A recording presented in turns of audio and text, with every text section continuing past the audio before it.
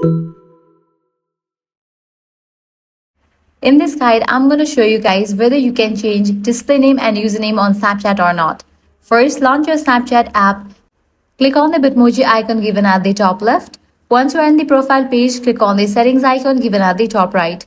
Now here you're going to find the option of name and username. In order to change your display name, click on the option name. Now remove your old name, then type in the new one. After you type in that, you can click on save. Your display name will be updated. Likewise, for the username, you'll need to head back.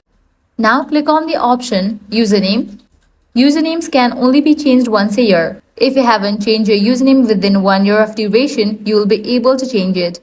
Just remove your old username and then type in the new one and it will be updated. So that's a wrap for this video. This is how you can change your username as well as display name on Snapchat. If this guide helped you out, do not forget to like, share and subscribe. Thanks for watching.